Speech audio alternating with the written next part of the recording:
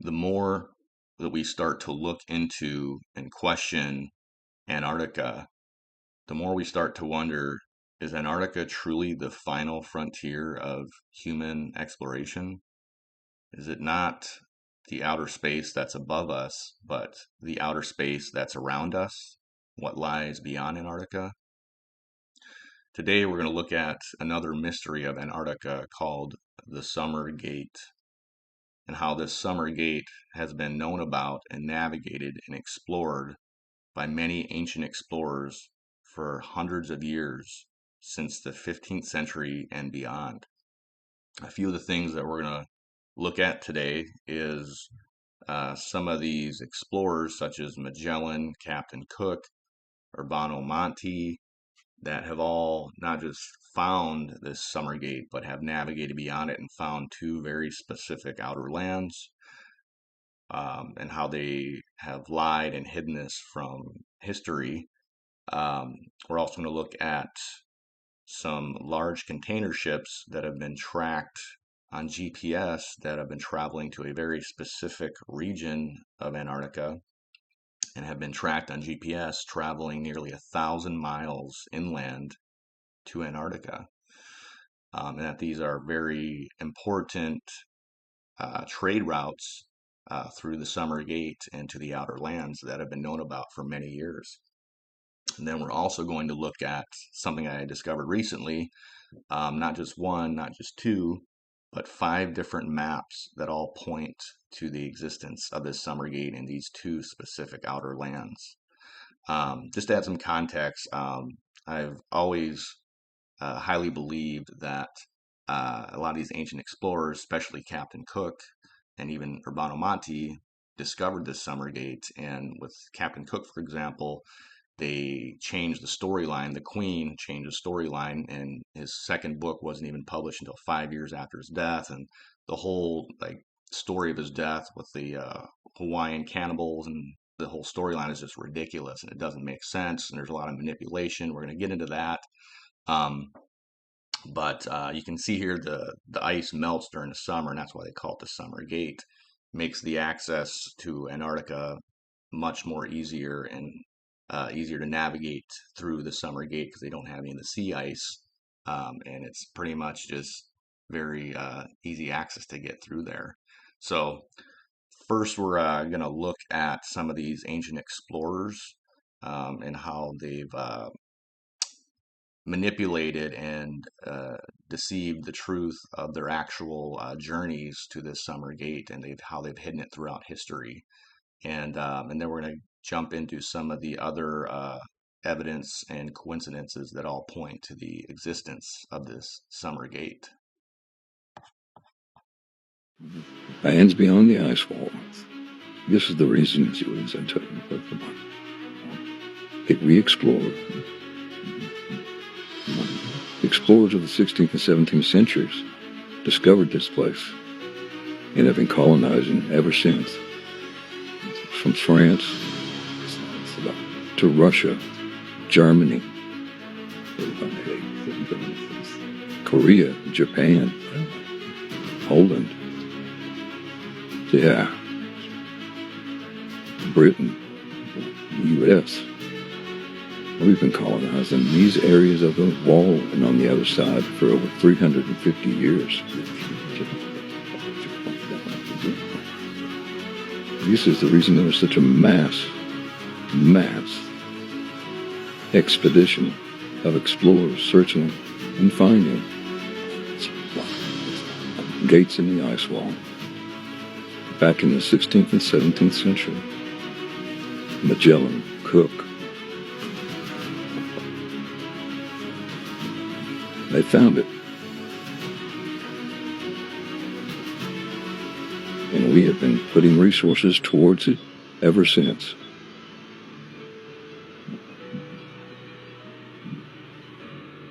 It's a sight to see for sure.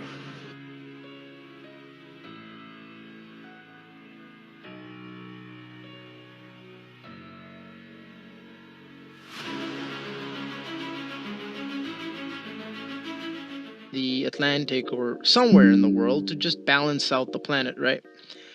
So Captain Cook looked for this continent, and in my opinion, just making an opinion here, what if he found it beyond this Antarctic wall? Maybe there was an entrance. I know I'm contradicting myself here. As far as the main story goes, he never found it. But what if there was an entrance? Kind of like the underground tunnels. Maybe he found a secret entrance to this Antarctica, and maybe he found himself on the other side. Right? He was actually murdered in Hawaii. Another discovery that he had made. But what if he wasn't murdered? What if he just, on his third voyage, what if he just went to the other side? Something to think about, guys. And the reason I say that is he was looking for this mythical continent called Terrace Australis. What if he found it? And maybe that was beyond the North Pole. And this is going to bring me to my next point. So before I make my next point, guys, I just want to say, what if this ice wall divides us from the other side? What if the ice wall is like no man's land? Before we go beyond the ice, well, let's start and ask ourselves, what is the ice wall? I don't want to go beyond it yet. I want to just tell you, what is it actually? So what the ice wall really is, it's ice, duh. Right? The ice wall is actually an ice sheet, or glaciers as they call it. The Antarctic ice sheet is made of thousands and or millions of years ago of snow gathering in on itself. Or you can subscribe to more of a biblical or mythical, religious, whatever you want to call it, whatever label you want to slap on it, a flash flood that might actually be more evident, that froze over this pre-Adamic land. Perhaps it was Atlantis. Perhaps there's many anomalies there. And, before the flood, there was much more land on the earth. This is not just in the Bible, but it's in every mythology out there. More land. But anyways, moving on and trying to keep it scientific. Ice sheets are melting and revealing all sorts of anomalies, like caves, big holes, UFOs, ancient structures, pyramids, castles, and much more. Do you know an ice sheet 4 times the size of Manhattan fell into the ocean just a week ago of uploading this video? The world is warming up, guys, and it's not climate change. And also, there's nothing we can do about it, because the entire solar system is warming up. This heating of Antarctica will warm up the environment, but also it's gonna make a lot of the water come onto the land, and a lot of mysteries will be revealed. The age of deception is coming to an end very soon. Under the ice, there are volcanoes that create small pockets of dry land. There are also more oxygen in these caves and takes under the ice, and lakes under the ice with unique life. While they have us distracted with the land above and below the ice, we never ask the question, what's beyond the ice? Yeah, there we go. Captain Cook's Curious Time Capsule. Well, as I've said before, Captain Cook left out Summer's Gate. After his second book didn't come out for 6 years, Captain Cook never saw his his second journey book come out, because he left for voyage number 3. I think he went out Summer's Gate, and they had to make up a lie because they realized he was fucking gone. So they're like, let's say that the Hawaiians ate him. Well, how would they know if they ate him? Let's say that the Hawaiians ate all of them except for his hand, and then they gave the hand back to the crew, and the crew's like, it's definitely him. Look at his hand. Oh, it's his hand. He's definitely been eaten by the Indians. Or by the Hawaiians. It's so fucking stupid. The whole story is stupid. I get upset that anybody would believe the most ridiculous story that Captain Cook... First of all, Captain Cook couldn't swim. Makes sense, yeah? Huge boat captain. I'm not going to swim. Real tough to swim. So he didn't know how to swim. And all of his men were being attacked or something. So what did he do? He just got off the boat and said, I'm going to go walk over there and deal with these guys myself. And he walked into a crowd of Hawaiians, and then they all ate him. Ate him right there on the beach while people watched. And then they turned his hand over to the crew, and the crew's like, it's definitely him. Look at his hand. He's dead now. But if you went through it, I have to go through all this stuff. If anybody's looking to research, go through these books, find things, or these guides, because you'll find things that we didn't even know. that will. I mean, nobody knows these things. I'm sure all these discrepancies in Cook's books. I wouldn't know. Let's see what we got here. Notes. It is on the first day, and there are already complications aplenty. It is unclear from the two diaries when Dawkin, Cook, and Barrell started from their boat. B.A. says that on September 9th, Dr. Cook and I started alone for the purpose of exploring Mount McKinley. On September 9th, Dr. Cook and I started alone. Mount McKinley. Barrell's map says that they left the boat the morning of the 8th, but since Dawkin is said to have turned back after the second day out, that would seem to imply that they left on the 7th. But at its end, BA says Dawkin turned back on September 10th.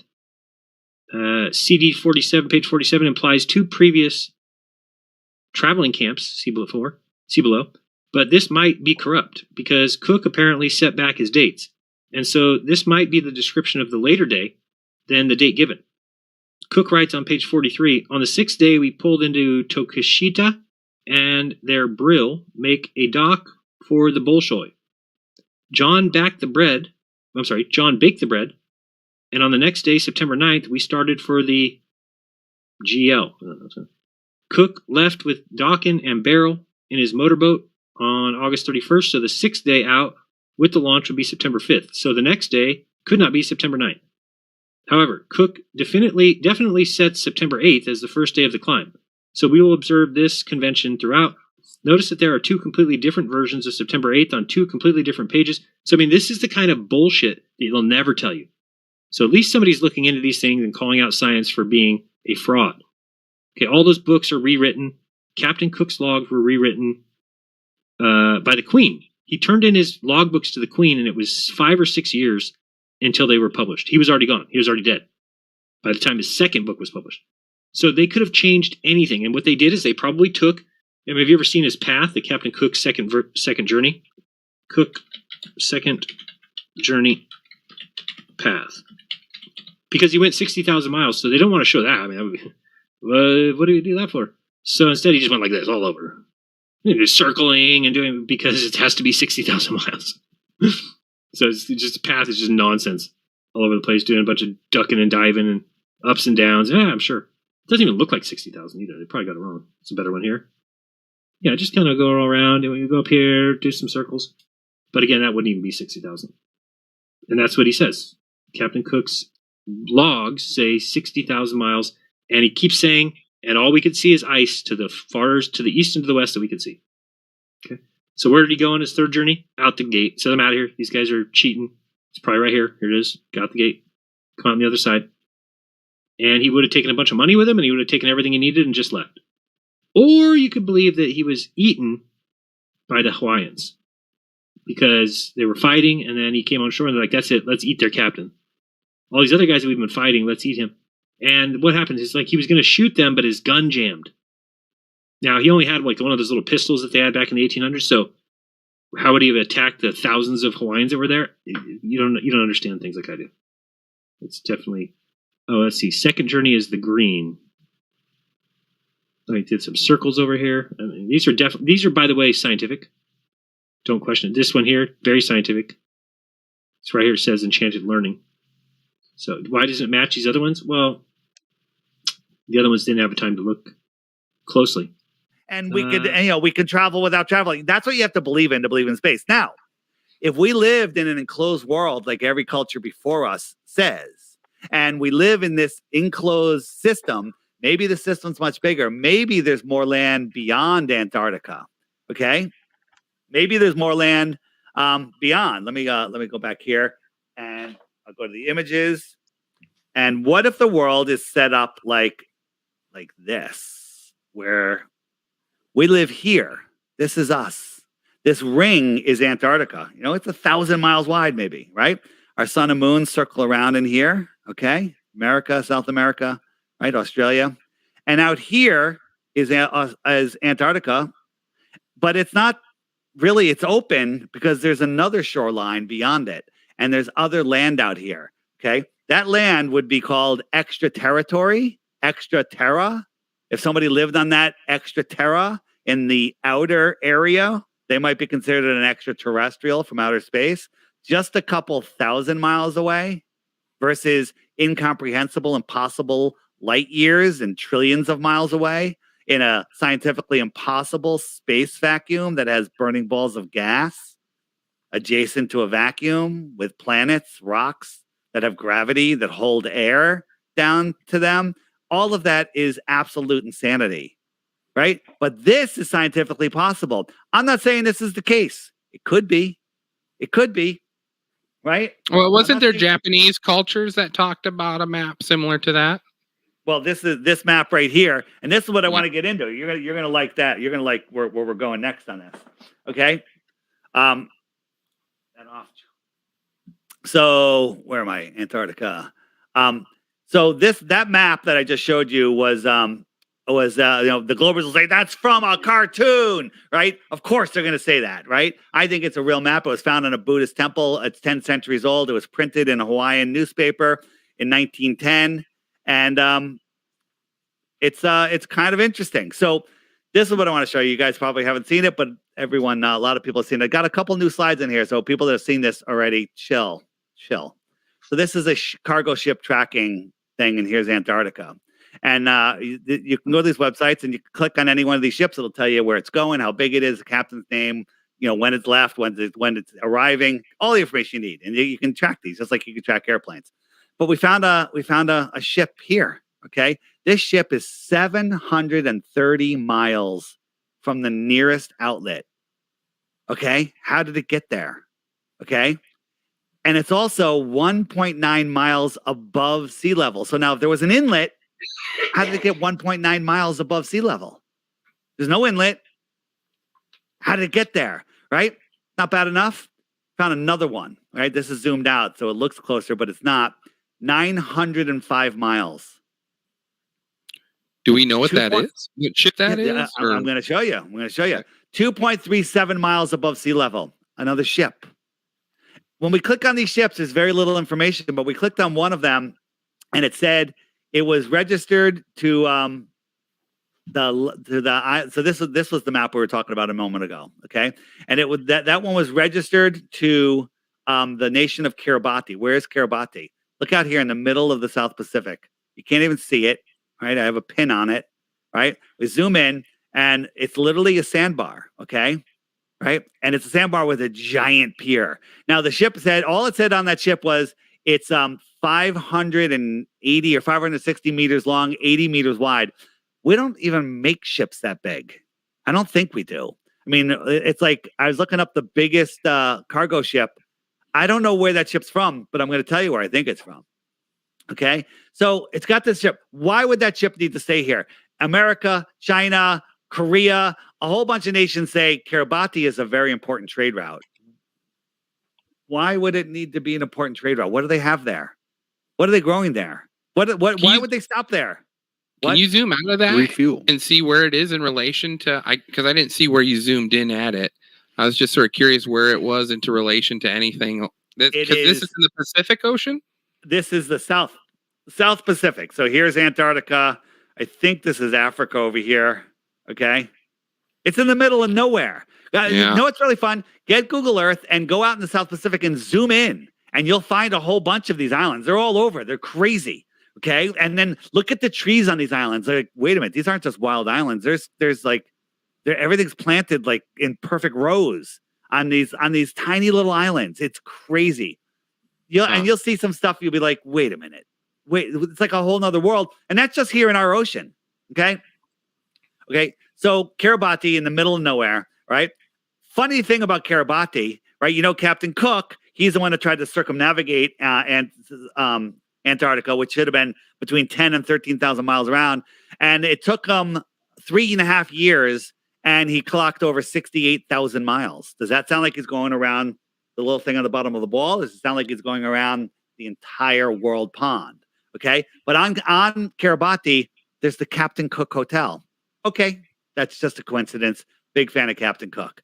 Well, strike one. They got ships in impossible places in Antarctica, ships too big for their island. China gave them $10 billion, and I think America gave them billions just recently. I don't know how many billion. Okay. So what are they giving this country all of this money for? This island, these literally sand people. Okay, so there's strike three. Then we looked and we found this. This is the shipping site, and we found their piers over here, this giant pier, and we're clicking on all these ships. Now, I know you can't see it.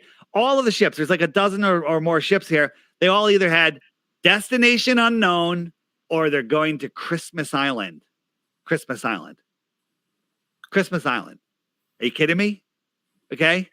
I mean, you know all the symbology with Christmas, Santa, Satan Claus, right? Right. Nope. So they're going to Christmas Island or a destination unknown.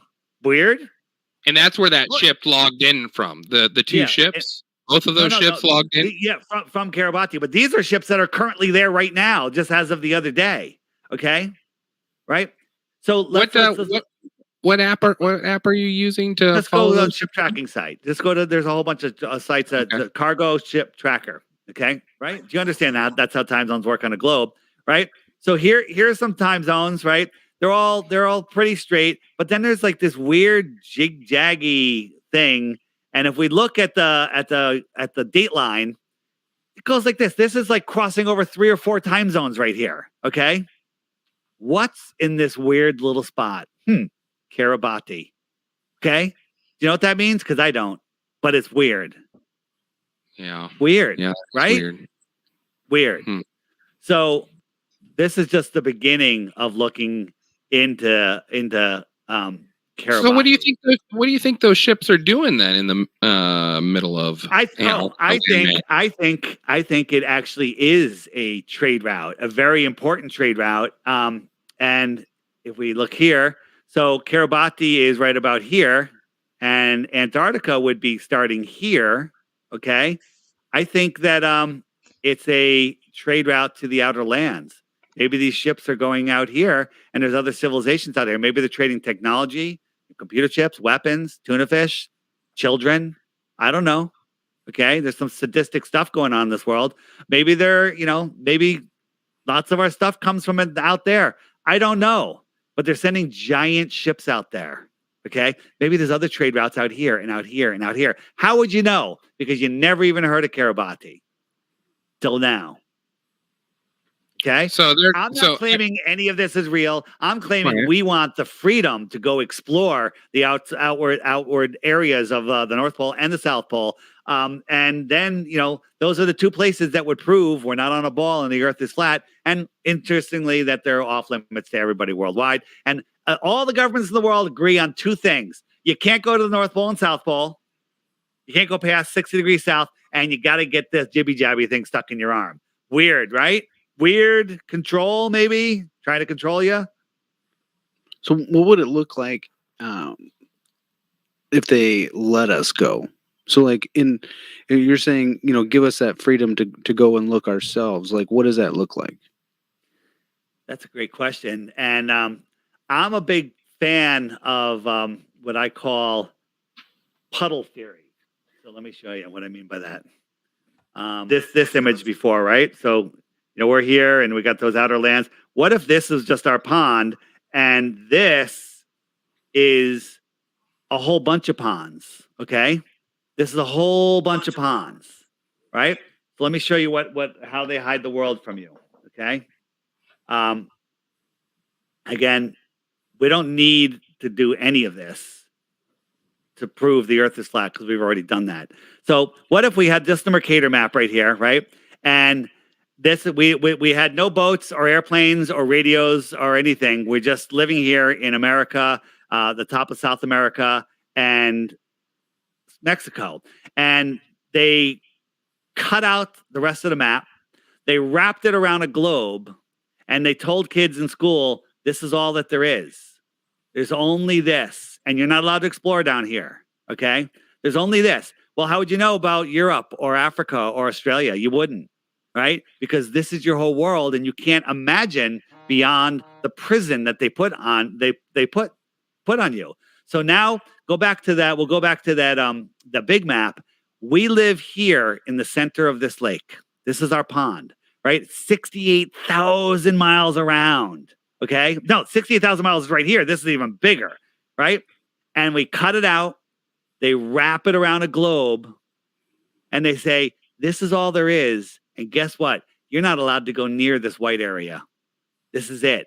You're not allowed to go beyond 60 degrees south because we have to protect the ice and the penguins. How would you know? You wouldn't know. So, You're in a prison. This is a prison for your mind because you can't think beyond the bars that they just put you in because you don't see the bars. If you would it don't be see the plausible to walls, say go that ahead. Now we have objective proof that these large container ships are traveling nearly 1,000 miles into the inland of Antarctica. And with that, you're going to start to notice a lot of other evidence and coincidences that all point to this exact same location where these ships are traveling to, not just with some anomalies on Google Maps, but and Google Earth, but it's also going to be from 4 different maps that all point to this exact same location where these container ships are objectively traveling to on GPS. So they're all it's all pointing towards these ships going to the Summer Gate. And it's interesting that they pointed out the Captain Cook Hotel on Kiribati Island because we already went over all of the fraud and manipulation with the official Captain Cook story. And I think what they're doing is they're hiding the truth in plain sight. Captain Cook discovered, Summer Gate is what, we're suggesting, and there's a lot of evidence suggesting that. And he navigated to these outer lands, and these large container ships also navigate through the Summer Gate and to these outer lands. So they're naming landmarks on their island off of Captain Cook because he discovered the Summer Gate. I mean, that's just too much to be like a random coincidence. So, but what it also does is that it points out, several objective lies that they're not telling the public. For one, these ships are going 1,000 miles inland of Antarctica, and the largest river that we're told exists in Antarctica from like a Google search is the Onyx River that is only there for a short time during the summer, and it's only 20 miles long. Well, how are these ships going 1,000 miles inland of Antarctica if the longest river is only 20 miles long? And it's also lying about the largest container ships because these Kiribati Island ships are 500 meters long by 80 meters wide, which is actually 1,600 feet long by 260 feet wide, whereas the longest ship we know of is the biggest ship is the MSC Irina, which is 1,312 feet long by only 200 feet wide. So they're lying about ships too. But let's go ahead and start getting into some of these maps and how they all line up with the exact location of this Summer Gate where these ships are navigating to. Another thing I wanted to point out before I got into this Google Earth and Google Maps is I kind of want to point out how much that specific area of Antarctica, the coastline, is protected and guarded. And it's literally the most heavily guarded area of the entire Antarctica coastline. And we're going to look at a couple of examples here that point out how guarded that specific area is, and also show you a map of all the ships that are actually guarding that area where the Summer Gate is. And actually, to add a little more context to this before I get into it, is because I've seen this come up before online, and I've seen people like online posting stuff like, how hard it would be to actually guard, the Antarctica coastline if it's, 50 to 60,000 miles or, and around, how many, resources it would take. And I've literally seen people make like spreadsheets and stuff, like just saying that you need like 70,000, military personnel, and you need like, 5,000 ship vessels and like 2,000 planes, and like I don't even know where they're coming up with these numbers, but it's just ridiculous. And if you actually did any, a little bit of research and looked into how they actually protect the ice wall, it's actually the Antarctica coastline, it's actually very simple, and they don't need any of those resources really. I mean, they need ships and stuff, but they don't really use military personnel because it's actually per the Antarctica Treaty they can't have military personnel present in Antarctica. But how they actually do it is there's trip lines, but there's also they have what they call there's GPS buoys, but they have these tsunami buoys, and you can go to the NOAA website and you can see where they're all located throughout the Southern Ocean, and there's like thousands of them, probably like I don't know if I'd say tens of thousands, but they're all over the Southern Ocean, and they have a very large radius on what they can detect for waves. And the thing is, what they do is they do what they call water displacement. And what that does is, like, if you're sailing down to the Antarctica coastline, like beyond the 60th parallel, you're going to create a wave by one of these tsunami buoys. And what that does is that tsunami buoy is then going to send a signal back to whatever region, whatever countries in that area, and they're going to send out their ship vessels to basically come track you down and tell you to turn around, and you'll probably be penalized. And but even in the context of, if somehow you were to get past this buoy, and you wouldn't get on you there's no way you could do it undetected. They know you're down there. But even if you somehow made it far enough into where they can't track you down, and they actually, we're going to show you here like how fast they can actually track people down. But let's say you get all the way to the ice wall, well, then what? Like these ice shelves, because that's what they like to say. There's no ice wall. It's an ice shelf. Well, call it an ice barrier, an ice wall, ice shelf, whatever you want to call it. It's a wall of ice that's 60 to 150 feet tall. So, and that covers 90% of the coastline objectively. There's thousands of videos of it and pictures of it online. Like, I don't know why people just deny this. But even if you get there, how are you going to scale that 150-foot tall wall of ice with your little, dinghy yacht, whatever little ship you use to get down there, or a little boat? How are you going to climb that ice wall? And even if you do get up to the top of the wall, how are you going to get all your equipment up there? I mean, it's just, by the time you even get there, not only that, but you got to be able to navigate through all that sea ice. They also have Royal icebreaker ships that patrol the around the ice wall where the sea ice is. So they're going to be able to track you down before you can even scale the ice, the 150-foot ice wall anyways. So, like I said, they use water displacement to track people down. And I'm actually going to make a subsequent video on this, how they actually protect and guard Antarctica, the coastline, later on at some point, just to kind of show you more details on exactly how they do that with these buoys, and what resources they actually use. And it's actually a pretty simple process, and it's pretty much a foolproof process to where nobody can really go beyond the 60th parallel, and it's pretty easy to protect and guard the ice wall. But I actually want to point out this berserker incident that happened back in, I think, 2011 with Jarls Yandahoy. And he's done like several trips to Antarctica, and I know there's a lot of times he got apprehended because he was actually going there illegally. And but this one's kind of like a different trip, where he went to the South Pole, and then 3 of his crew members were harbored up by the Horseshoe Bay, which is it's very close to Summergate. It's by McMurdo Sound. Now, McMurdo is about, it's about 300 to 400 miles from Summergate. So it's not like if you're working at McMurdo, you wouldn't be able to easily locate the Summergate location, because and I want to say it's 300 to 500 miles. I can't remember when I measured it last, but it's not like it's right next to it. So you're not going to be able to easily find it.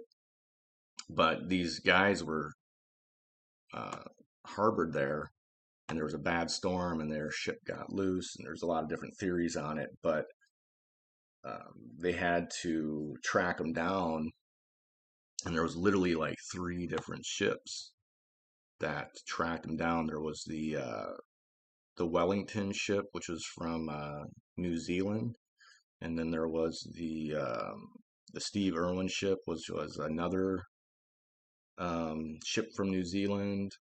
And then there was the Spirit of Enderby that also, joined in on the search to try to find them. And they basically they went missing, like they couldn't find the ship. I think it just got capsized in the storm and it sank. But one of these ships, it said it was able to track like their general location within like 82 minutes.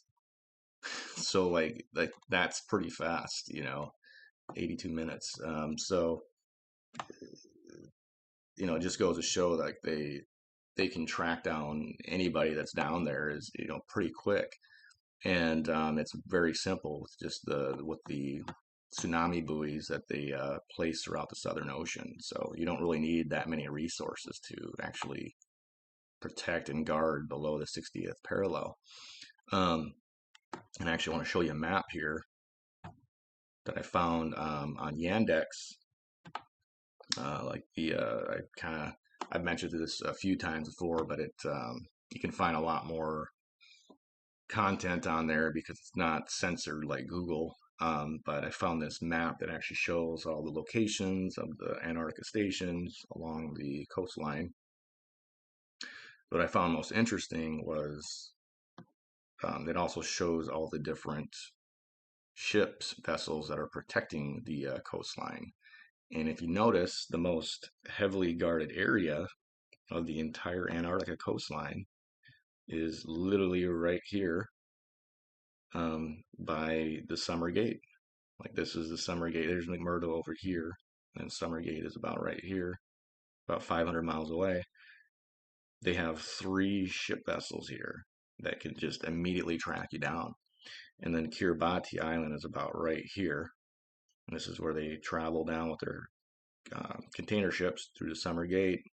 Now this here map isn't showing the outer lands, but and maybe they are beyond, farther down this way. I don't know, but it could be 1,000 miles, it could be 1,500 miles, 2,000 miles. Like we don't know how far these ships are actually going, traveling through the Summer Gate. But look how heavily it's guarded here. Like these are all these different ships that are guarding just this one area of Antarctica. The rest of it doesn't really have any other ships guarding it. Now, if somebody was to breach the 60th latitude, like one of these ships is going to go track them down. But just this area always consistently has 3 ships, and there's maybe even 4 during the wintertime when they have the Royal Navy icebreaker ships. I think there'd actually be 4 ships here. So that just goes to show how heavily protected that area is, which is kind of another just, big red flag, another coincidence of like there's something going on here in this area where the Summer Gate is. So let's go ahead and we're going to get into the Google Maps and the Google Earth anomalies that line up exactly with where these ships are going to in the Summer Gate in Antarctica. Now we have Google Earth pulled up, and I have Kiribati pinned so you can kind of see where we're at here. And these ships, these container ships, are navigating down to Antarctica. It's almost directly in line with, coincidentally, with the Summer Gate. We're going to get more into that here. So if you notice, if you look all over Antarctica, there's obviously the shoreline is kind of glitched out in most places, which, makes a lot of sense because they're hiding a lot of stuff in Antarctica. But you notice the 2 major glitches here are right over here by Summer Gate. And if you look here, they have a patch of land that is like completely like cropped out, like where these ships would be going to and where they're actually objectively going to on the GPS tracking, the cargo ship tracking sites. This is where they're going to. And there's like this, if you actually measure this, it's like 50 miles wide by, I think it's like 250 miles long. Obviously, it might be narrower than that. I don't know if it's 50 miles wide, but obviously it's going to be a lot longer because they're going 1,000 miles inland. But it's interesting that the exact location that they're going to is a big cropped out strip of land on Google Earth. And we can even look at this here. It's literally the location they're going to. Like, this is the ship here that's 730 miles. There's another one that was like 900 miles inland, but it's lined up directly with this cropped out patch of land here on Antarctica. Like, this is the summer gate that they're objectively being tracked on GPS going into. It's literally the exact same location. Here's the same angle here. That's the ship there, 730 miles inland. This is the summer gate opening right here. So right here, this is McMurdo Station, and then this is the patch of land that's cropped out. This is the summer gate. So you're going to see that this evidence and these coincidences just, they start piling up, and it gets to the point where it's almost just irrefutable proof that there's something going on here in this exact location. And I haven't even gotten to the really good evidence yet. So it's only going to be even more proof that they're going here. And there's more maps that we're going to be looking at. And there's two particular maps next that I want to look at, and they're both from the United Nations. One is the UN logo. I want to show you how that ties into the summer gate and how they're hiding the truth in plain sight. And another one is a very rare UN map that was actually found inside of a UN facility that literally shows the summer gate opening in this exact location. And it shows two specific outer lands at the exits of the summer gate that matches up on 5 different maps. So it's just, there's just so much evidence that this is where these ships are going. They're going to the summer gate, and they're going to these, assumably these two specific outer lands on the other side beyond Antarctica. So let's go ahead and let's look at these two UN maps. We were discussing on his show Flat Earth Friday yesterday, the UN map. And while we were discussing it, one of the things that Ghost mentioned caught my attention. So what the Ghost said is that you see all the continents except for Antarctica. Now, us in the flat or true Earth community, excuse me, we understand that it isn't Antarctica as a land mass per se, but rather we have the ice ring. So I said, Ghost, what if this wreath or this olive branches right here, what if those olive branches represent the Antarctic ice ring? And I think he affirmed it. I think he kind of agreed with me. But then, I went to bed on it last night. I really didn't get into too much detail. But I said, that's the ice ring. But deep down, I said, well, it's not complete. It's not complete. Or is it actually complete? Because we're not used to seeing the ice ring be really incomplete. We're used to seeing small fissures and everything else like that. But let me show y'all something. What if it is complete? What if it is complete? What if that big ass gap at the top of the Antarctica or the UN map is showing the summer gate? This right here. That's the big gap. But then you have New Zealand right here, right? And then you have this fissure right here. And the reason that fissure caught my attention is because if you look where the fissure's pointed, it's coming straight down through the I think that's the international date line, right through Greenwich Mean Time, through the top of Africa, through Nigeria and all that, and then right there, right? So I'm wondering if this is off-center to some degree, and it's actually belonging right there where New Zealand is. But that's such a big gap.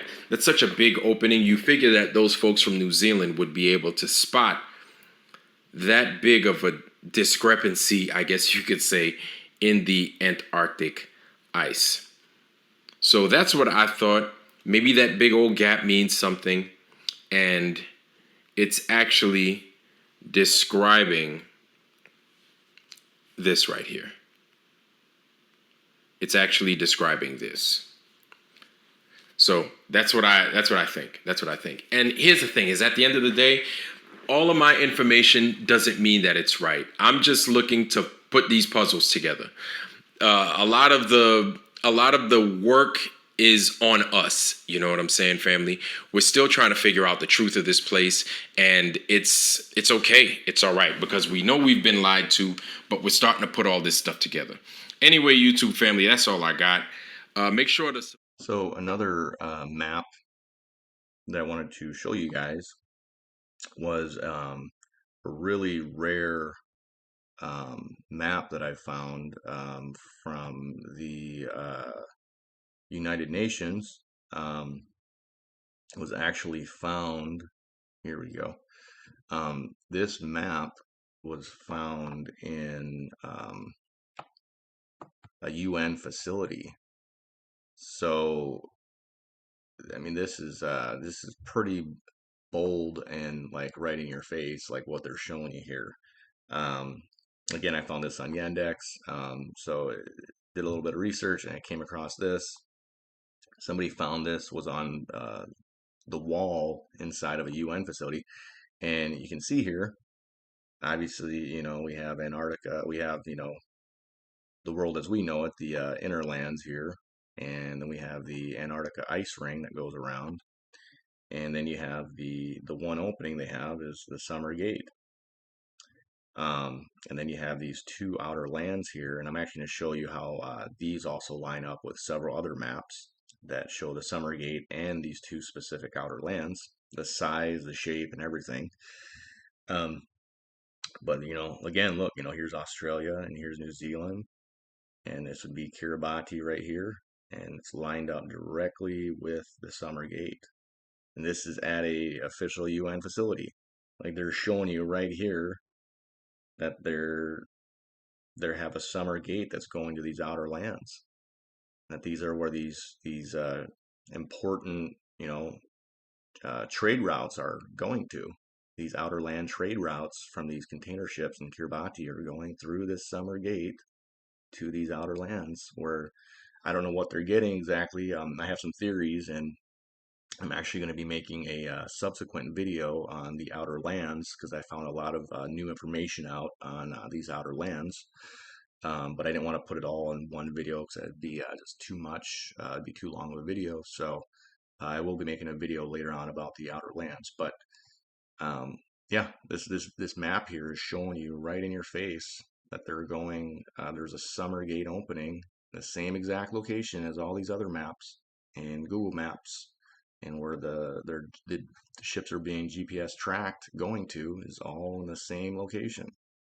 Now go ahead and remember where these two outer lands are in this summer gate is, because I'm going to show you a few other maps that are older that also line up with this. So let's go ahead, and this is actually this map is from the book The Man Who Crossed the Antarctica Ice Wall, and it's about William Morris, which was an explorer that made an expedition through the summer gate and went to these two outer lands. Happies, and I think they also call them Antac or Anton, the Anton outer lands here, but there's a couple different names for them, but or one of them's Happis and one of them's Anton outer lands. But they go through this summer gate. Again, here's New Zealand, here's Australia, and then here's Kiribati right here, and they go like straight line through there, summer gate to these outer lands. This is their trade route.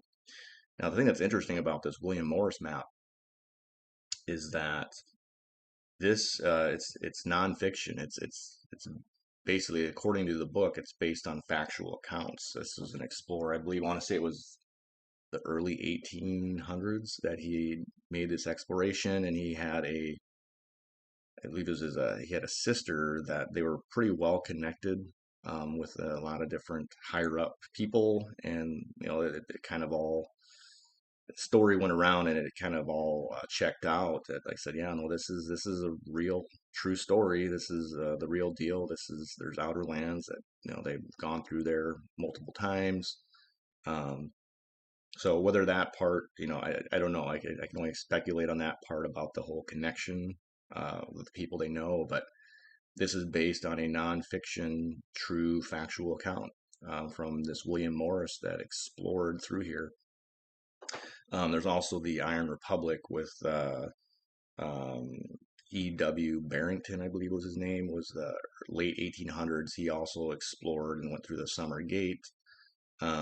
This is years before, 100 years before the Antarctica Treaty, that he went through the Summer Gate and explored these outer lands. So there's multiple people that have wrote factual accounts um, of going through the Summer Gate and finding these outer lands. So this is an account from like I said, I want to say the early 1800s, maybe the late 1700s. So now take note of these two lands here, and obviously the location here matches up exactly with where Summergate's supposed to be. But look at these two lands, and now look at this land here. They're literally an identical match, like identical. You got the same little part that pops sticks out here. Then you got this little leg that comes down here. It's the identical, almost the identical shape. You got this little leg here.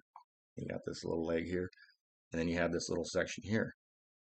So this William Morris map has these outer lands charted and cartographed and shaped and sized exactly the same as what's shown at a UN facility on the wall on a map.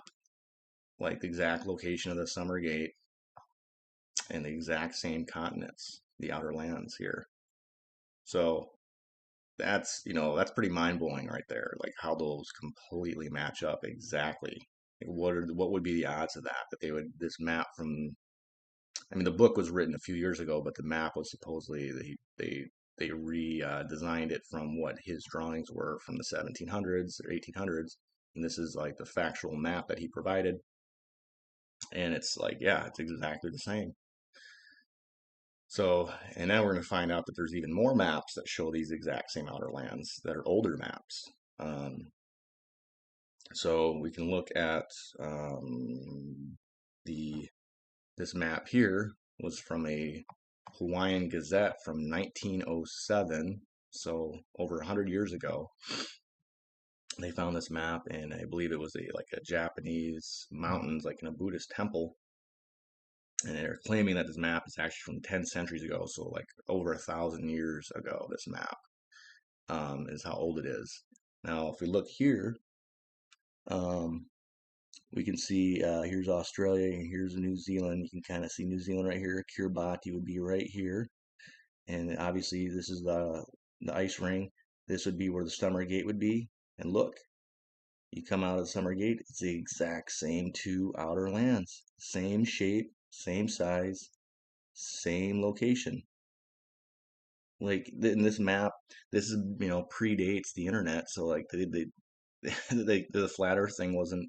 I mean, obviously they probably knew back then, 1,000 years ago, they probably knew the Earth was flat, and this was just common knowledge that they had all these outer lands. But look at these two particular lands line up exactly with Kiribati and the Summer Gate right here, and they line up with the UN map and the William Morris map.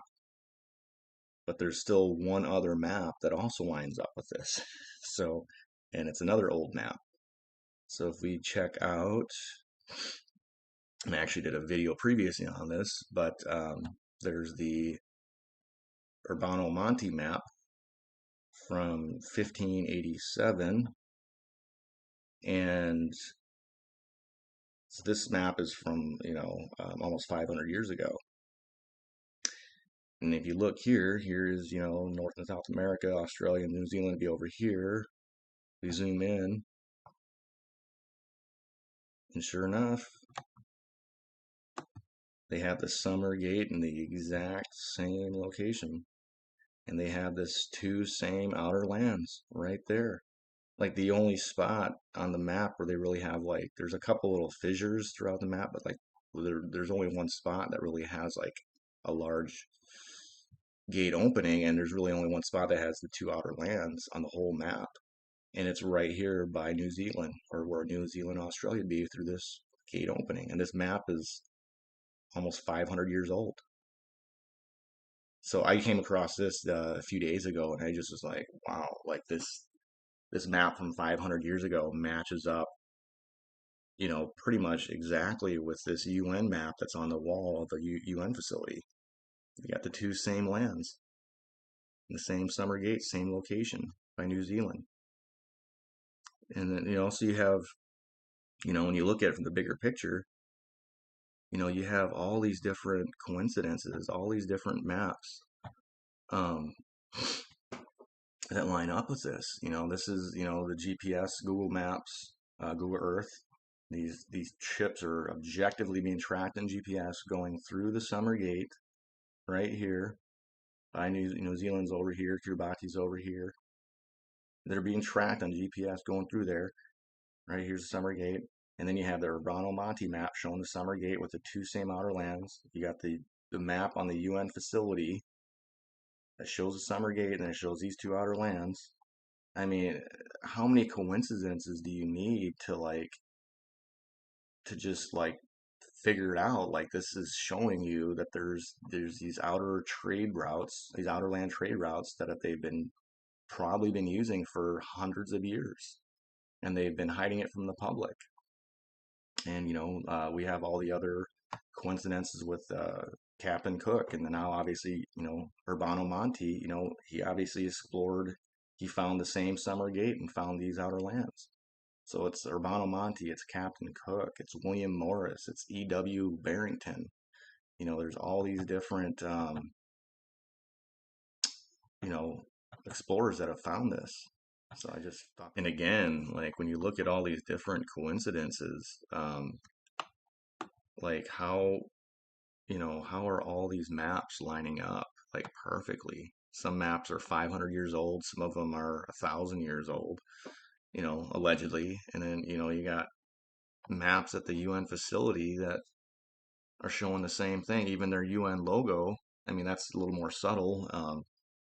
It's not as bold as this map, obviously, but it seems like everything is just hiding in plain sight, and people just are just ignoring it, and I think that when you have this much stuff, I mean, just the fact that you have GPS that is pointing to this location that they're going to, like that there, it should be enough to you know show you that there's obviously something going on in Antarctica. Like if they're literally traveling here with these large container ships, and they're being tracked going there, like that shouldn't be possible if there's no large rivers in Antarctica. But yet the GPS is showing that. So there's obviously something going on there, and when you look at all the other evidence, it all points to these ships going to these same outer lands. And I'm just really surprised at the accuracy of all these different maps showing these same exact two outer lands here right next to the summer gate. Like the fact that you could have 5 different maps that are, separated from, thousands of years from each other, and they're all showing these two same outer lands, the same summer gate opening, the passageway in Antarctica. So I just wanted to show you guys that, because there's so much almost irrefutable evidence. It's not just the GPS tracking, but just all these maps, all these coincidences. So it just, to me, it was just pretty fascinating. It was just incredibly wild information that I came across on this. So um, I kind of had to point a lot of that out, because it's just, there's too many coincidences. So that was kind of what I wanted to go over and just point out, like, there's something going on in that specific region of Antarctica. This is somebody showing. They think it's a passage through. If this is Antarctica, we live in here. Maybe this is the passage through. I live right near New York City, and the Hudson River meets Long Island Sound. And at that meeting place, the water is crazy.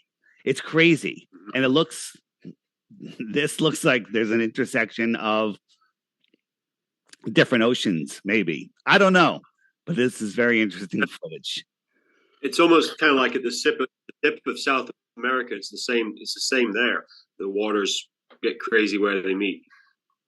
It's hard to get around. Yeah. So one question I was going to ask you, I heard you on a recent podcast saying that you don't feel convinced or compelled yet by any evidence that Antarctica does go all the way around. And I remember the map. I think it was Reagan on Air Force One, and it showed it was a flat Earth map, but Antarctica was a continent. And I'm just wondering if you feel like that maybe. I know I've also heard you say, like Vibes of Cosmos, how they're doing the moon map. Do you think it's like there is a continent there, but maybe it's frozen ice around, and they don't want us going south because there is nothing stopping us getting out if we can get through? I don't know, man. This maybe this is all frozen here, and sometimes it opens up, and then there's more continents out here. Maybe the Earth is bigger than what we're telling us. Maybe when the Bible talks about the Earth, here are the four corners of the Earth. I don't know. It could be much bigger, maybe not. But it's provable that Antarctica is not a continent at the bottom of a impossible space ball. There's no photos of Antarctica from space. Everything else is mapped, but Antarctica, you can't go there physically, and you can't go there virtually. When you try to measure Antarctica on Google Earth, it doesn't let you measure it. It's fascinating. Every photo is a cartoon, right? We don't get any photos of the center of Antarctica. There was even some footage that was found from, I believe it was around New Zealand or Kiribati, of a high altitude drone or a probe that was sent up to the atmosphere, and they were able to film what appeared to be a very large opening, which we'd assume is the Summer Gate opening along the Antarctica coastline. So whether that objectively is the Summer Gate, we have no way of being able to verify this. We can't go down there and independently explore and verify this claim for ourselves because of the Antarctica Treaty. And, we have all this different evidence and coincidences. We have literally objective proof of these large container ships being tracked on GPS going 1,000 miles inland of Antarctica at the exact same location of the Summer Gate that's shown on 5 different maps. You have a map on the UN facility that's literally showing the Summer Gate opening and the same 2 outer lands that are shown on maps that are 500 to 1,000 years old. So it's just there's some pretty bold coincidences and a lot of very highly plausible evidence that show the existence of this Summer Gate. So, and it's interesting, we can't go down there and verify any of this for ourselves because of the Antarctica Treaty. And it's not just the land of Antarctica, but it protects and guards the 60th parallel. Because if you were able to navigate the seas beyond the 60th parallel, you would discover this Summer Gate, and the whole jig would be up, and we would actually discover the true nature of Antarctica.